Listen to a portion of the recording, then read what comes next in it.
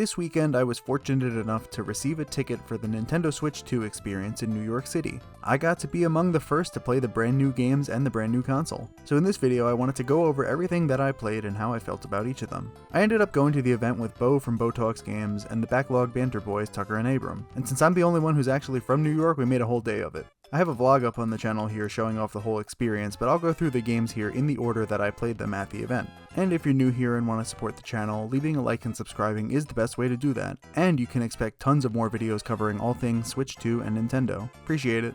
So we showed up at the event center where the previews were being held, and at check-in we were given our badges as well as a stamp sheet that the workers would mark every time we played a game. Once we filled out the sheet, it would mean our time is up and it's time to go play Donkey Kong Bananza to wrap up the experience. We waited around for a couple minutes and then it was finally time for the previews to start. So the first room they brought us into before we even played anything was all about the hardware. On the left side of the room there were display cases that had the controllers, the consoles, some accessories including the Gamecube controller and the steering wheels, and on the right side of the room was where you could actually go hands-on with the console. This was a pretty good way of making a first impression because it's not like it was tied down like the demo units, you could freely pick up the Switch and move it around as you wanted. So I'll kinda let my video speak for itself, but this is my first time holding the Switch too. Oh, it's heavier than I was.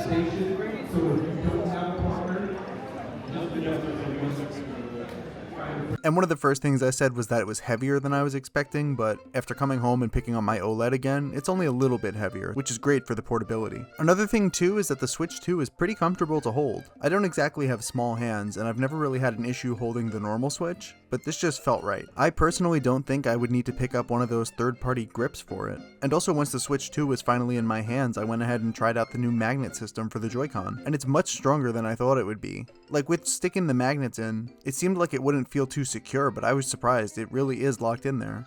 The button on the back to release the Joy-Con is pretty big too, so this felt a lot easier than sliding on the current Joy-Con on the regular Switch. The last piece of information I was really able to gather from this demo was the kickstand, and it's pretty versatile. It has more of a handle shape to it this time, and not just a solid piece of plastic like on the OLED or just the tiny kickstand from the base Switch. You can lean it pretty far back too, but I don't know why you'd ever need to play like this. Nice options, I guess. Looking back, I just wish I had tried to open up the cartridge slot while I was here, because sometimes I have trouble opening up the cartridge slot on the Switch OLED with my short fingernails. I imagine it'll be similar, but hey, you never know. And these switches didn't turn on, but I kinda want to talk a little bit about the screen.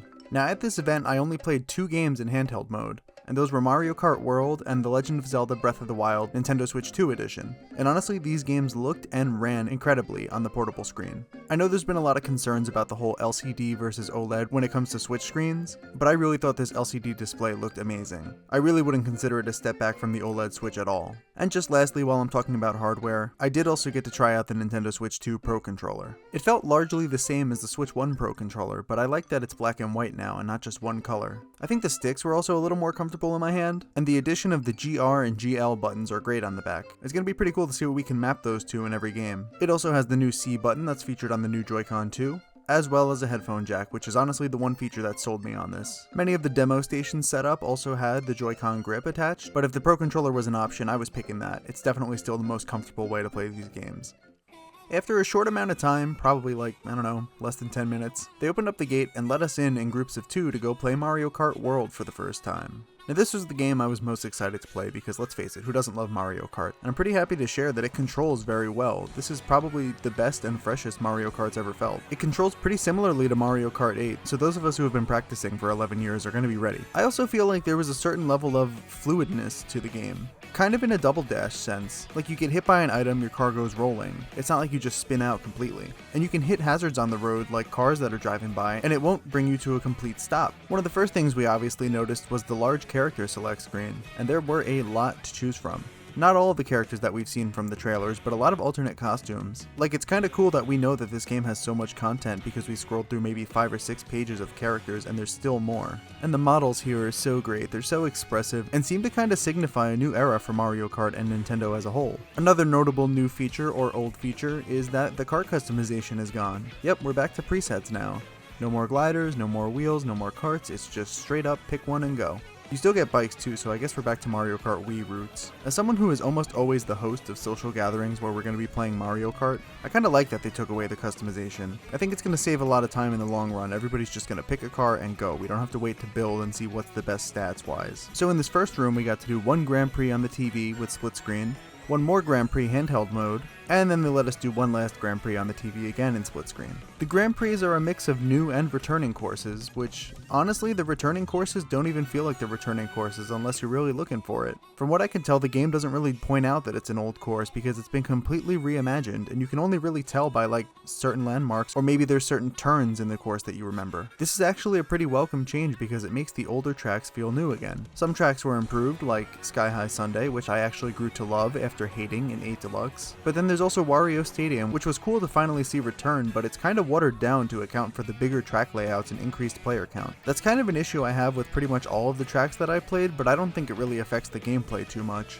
They're really pushing Mario Kart as this big open world exploration game, and because of that, every track is so much wider than it is in series history. You're also racing 24 players at a time, and again, this could all change with what they reveal on the Nintendo Direct in a few weeks. But every track felt like you can just keep driving straight and eventually you'll get back on the road somehow. It was weird that there wasn't always like a predetermined path, especially in the Knockout Tour, but I'll get to that in a little bit. But yeah, the way you drive has been completely revamped and it's so much fun. One of the new features is jumping and rail grinding. Now this has been in other kart racers, like I've played Disney Speedstorm where you can jump and rail grind, but it just feels so much better here. Granted, it's a bigger budget game, and that's to be expected, but it feels like such a natural addition to Mario Kart. Mario's whole thing is jumping, it's about time his car can do it too. You also no longer glide, which was introduced in Mario Kart 7. And instead now your car grows wings and you fly around a little bit more like a plane. It almost reminded me a little bit of how you fly in Kirby Air Ride. There doesn't appear to be any anti-gravity sections, and they also removed underwater sections. Now when there's water on a track, you drive over it like a jet ski. I actually really love this change, and it shakes up the gameplay way more than underwater racing ever did. It also made a track that was prominently underwater, like Wario Shipyard, feel brand new because now you're on top of the water, there's no more underwater path. So we spent 15 or so minutes playing the game like this, and after 3 rounds, the one handheld and the 2 on the TV, they led us upstairs to compete in the Mario Kart World Knockout Tour mode. Now this is a game mode where you race through 6 sections of a course, and the players in the back positions get eliminated until there's only 1 player left. And the energy in this room was unmatched. I don't think I'll ever have an experience like this again, and it felt so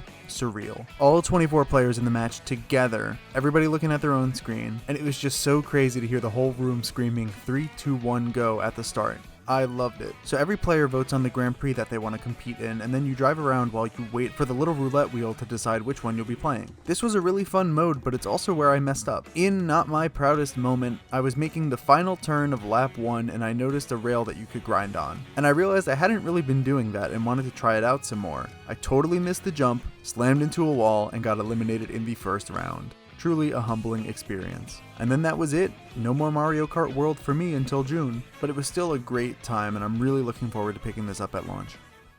At this point, we were led into the main room where a whole bunch of different games were up on display for us to play. Before even looking around, my group and I decided we were going to go try Metroid Prime 4 Beyond first. Now, I'm not the biggest Metroid Prime fan as I've only played 1 and 2, but I'm really looking forward to 4, so this was a huge demo for me. It was the same demo that the Treehouse had been showing off on stream, so I was kind of familiar with the layout of it already, but playing it for myself is a whole different experience. And the big takeaway here for me was the mouse controls. I finally got to see how the Joy-Con worked as a mouse, and it's incredible. I really didn't think I would like playing like this, it just seemed like too much of a gimmick. But I'm just amazed at how responsive it was. Literally on the fly, all you do is put the Joy-Con on its side and the game recognizes that you want to use mouse mode. There were so many moments where I would tell myself that I want to try playing with the control stick, but I would just instinctively put the controller down and start aiming with the mouse control. This combined with the fact that we were playing the 1080p 120 frames per second version of the demo, and I'm literally playing one of the smoothest and most polished games Nintendo's ever created. And as for the game itself, Samus has never looked this good. And for the sake of being redundant, no Nintendo game has ever looked this good. They've been cooking for 8 years and we can tell. The demo was mainly just taking down a few bad guys, ending in one final boss fight, and took about 15 minutes. I don't really have too much to say other than that it feels like Metroid Prime. Shooting enemies, scanning everything, opening up doors, placing bombs, rolling into your morph ball, it feels like it should. There was so much to explore here. At one point the worker even said that I was scanning things he hadn't seen anybody else scan before. Admittedly, I am kinda slowly losing hype for this game because it's taking so long, but I'm really excited for the final release no matter what. The next game I decided to check out was Super Mario Party Jamboree Nintendo Switch 2 Edition plus Jamboree TV. Boy, what a mouthful. But yeah, I started playing this one with the MouseCon minigames, like sorting mail, air hockey, guiding a toad through an electric maze. They're all great minigames that really show off how precise the mouse controls can be. The worst part about this demo was that I realized I'm probably going to need to buy an extra set of Joy-Con if I want to play these with friends. They're so creative and it really shows off what Mario Party is all about. Another minigame had us pulling back the Joy-Con as if they were pullback cars, and trying to make it into the other team's goal. What I liked here was that I was playing with total strangers and we were still laughing and having a good time. That's the power of Mario Party, I guess. After playing the mouse games, the four of us decided to go and try Jamboree in TV mode, testing out the new Nintendo Switch 2 camera. And this was more of a weird experience. I didn't realize it, but we were only there for 5 minutes. We played 3 short mini games involving both the camera and the microphone, and then we were done. They were kind of creative, it gave me big Xbox Kinect vibes, and it felt like we really had to stand far away from each other to not get picked up in the same sensor that the camera was looking at to divide the 4 of us. The first mini game had us balancing Goombas on our head, which was fun, and the second game was more of like a Simon Says kind of deal where we either had to stand or squat based on what they were saying on the screen. And the final minigame was all about moving and making noise to appeal to Bowser more. It was at this point we wanted to win, so we started screaming bloody murder and shaking our bodies all around. And you would think everybody would be staring, but everybody was screaming and jumping around too. We're all playing the same game here. My main takeaway from Jamboree was that I was surprised at how small the camera is. I'm probably going to pick it up at launch, but it also showed me how gimmicky this will be. Like, I really hope there's more to these camera mini games, otherwise I feel like it's going to get old really quick. It'll appeal to the mass casual audience, sure, but I don't know how often I'm going to be wanting to set up all that. Next we checked out Dragon Drive, another Joy-Con mouse-heavy game. Now this one has you using the mouse as if you're moving the wheels on a wheelchair in a sort of Rocket League-style basketball game. And I didn't expect much from this, and I was right to do so. I hate that I kinda went into this game with a negative mindset as it really didn't wow me during the direct, but as I feared, this got tiring really quickly.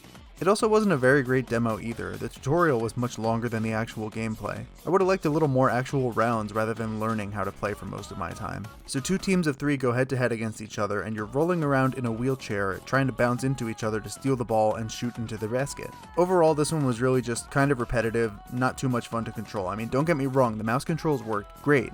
It just wasn't very fun. There was even a point in the tutorial where they were like, try the MouseCon on your legs, and honestly it ran pretty smooth considering I was wearing jeans. The art style for Dragon Drive looks pretty bland, and I just don't understand what Nintendo's trying to do here. It's just such an oddball title. People call it their ARMS, but I think ARMS at least had some personality to it. And some of the designs actually confused me too, like my demo gave me a yellow character, but then it was telling me to shoot into the red goal, which kinda made it more confusing. They should have made me blue if I was aiming for red, you know? I hope there's more to it that Nintendo's not showing us, because right now the demo kinda told me, yeah, I don't really need to play this game. I appreciate what they're doing here, but it's just too much, and I'm just not really a fan. The next game I checked out was the Nintendo Switch 2 Welcome Tour. Now this is a controversial one, I'll say it. It is a very cute game. It has a lot to teach you and a lot of fun mini games, but yeah, it should be free. I know everybody agrees it should be free, but I think that there's enough here that it'll probably be worth the small amount they're going to charge for it in terms of content and price, but I just don't understand why something like this isn't included with the system. There's different mini games and tech tests to show you just how powerful the system is and what it's doing, but then other aspects are more informational and have you reading about the tech that goes into it. It's cool, but it wasn't really a good first impression of the game when I'm reading about how HD Rumble 2 is made and the person next to me is shaking the Joy-Con like maracas. Couple of standouts here that I actually really admired, such as playing the original Super Mario Bros. In 4K. This is just the first level of the game, but the catch is that it's displaying at the original pixel size, so it looks really tiny on a 4K screen. Another had 2 different versions of the same animation playing at different frame rates and you had to guess what you were looking at. This one kinda stumped me, I actually appreciated it. And honestly, the whole demo kinda sold me on the full game. If the rumor is that it's gonna be less than $10, what the heck, I'll try it out. It isn't the most mind-blowing thing, nor will I probably remember it in a year's time. I think it's a Nintendo enough idea that I respect it a little bit. Next up, I slid over to the station next door to take a look at Gamecube Nintendo Classics. Now, I didn't play any of these games because I wanted to go play something new, but I did take a little bit of time to feel the controller and just see how it handled. And just like the other Nintendo Classic controllers we got, this felt like the original. The emulation seemed to run fine, but I didn't play it for myself, so I really couldn't speak to that. But I think this controller will be a real game changer for Super Smash Bros. In the future. Next up, I went to try out Kirby and the Forgotten Land Nintendo Switch 2 Edition plus Star-Crossed World. So what's new here is the new story, Star-Crossed World, which appears to be remixing the current story levels with new paths and collectibles. This one didn't really impress me, to be honest. There was only one level to play in this demo, which makes sense, but a lot of it just felt reused and didn't really convince me that I need to buy this expansion or this game again. I probably will, but it just felt repetitive and nothing I hadn't played before. Now, I haven't played Forgotten Lands since it released 3 years ago, but I was getting serious deja vu with this first level, which yeah, it's just these new blue paths that bring you to new parts of the level, but the enemies seem the same, the bosses look the same. Nothing really stood out to me as brand new here. I hope some of the future mouthful mode options they add for Kirby change up the gameplay a little more than other games have done. The one available here is the Spring, and it controls the same way that Spring Mario did nearly 20 years ago on the Wii with Super Mario Galaxy. Now, I've never been the biggest Kirby fan, but I still play the games and appreciate them. I'm hoping that there's something Nintendo is hiding from us about this game, like some big change, because for now I just kinda left with a feeling about Kirby. So at this point in the day, everything was wrapping up for me, and I didn't spend particularly long with these next 2 games because all the workers were rushing me to go play Donkey Kong and leave. So shout out to the one worker who gave me a little wink and said I could play Zelda for a little bit. Now, I didn't get any footage of this, but just take my word for it. These games look incredible. There's really not much I can say that the trailers and the direct didn't already cover. To see these games running at such a high frame rate on actual Nintendo hardware is crazy. They look so good. Now, I didn't get to try out the Zelda Notes feature, so my experience was exclusively looking at the visuals and the performance, and they look great. Stable even. I'm glad these upgrades are free with Switch Online because I definitely want to go back and check it out. As somebody who collected all the Koroks in both games, I really don't want to restart my save file, but maybe I'll start a second one. This was a pretty good demo, and honestly, I'm excited to revisit these games a little bit again. So now that I had the 6 stamps on my passport, it was finally time for me to go play Donkey Kong Bananza. This was my second most anticipated game of the event, and was it a fitting finale?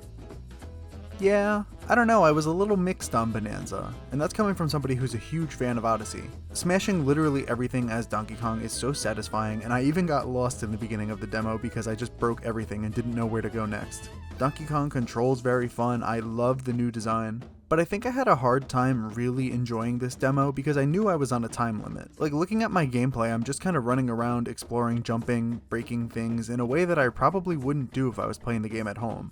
It's very Super Mario Odyssey structured, with the bananas being the moons, the checkpoints. The influence is clear, but I don't know, I just couldn't shake this weird feeling while playing it. Performance was also a little bit questionable, but I think this stuff could be fixed before launch. Like, the frame rate drastically drops when you open up the pause menu. I wouldn't say I'm worried about the game, I just don't think it demos very well. Again, this is something that I want to take at my own pace at home. There are these Super Mario Odyssey or Sunshine inspired bonus areas, and it's just fun to run around as Donkey Kong. I even managed to find Cranky during the short time I had to play with the demo. It's so cool to see Donkey Kong be the starring role in a game again, but I just can't shake the feeling that Nintendo's hiding something. Despite all this was still one of my favorite demos of the night. I love that we're already seeing so many callbacks to the Donkey Kong series in this game, especially the "Oh, banana." And it's so fun to have this level of freedom, breaking everything, restoring everything, breaking it again. Enemies are fun to kill, there's so many moves at your disposal. Throwing boulders at enemies, throwing boulders at doors, just throwing everything. I think this game may even have some real challenges toward the end, so I'm really looking forward to the full release. Switch 2 is going to have some heavy hitters pretty close to launch.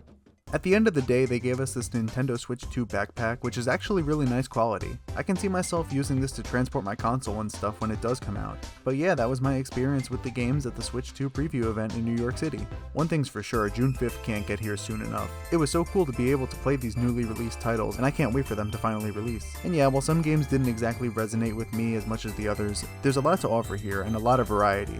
So if you have any questions, feel free to leave them down below and I'll do what I can to answer it. But for now, if you enjoyed the video and want to see more, please remember to subscribe, and I'll see you guys next time.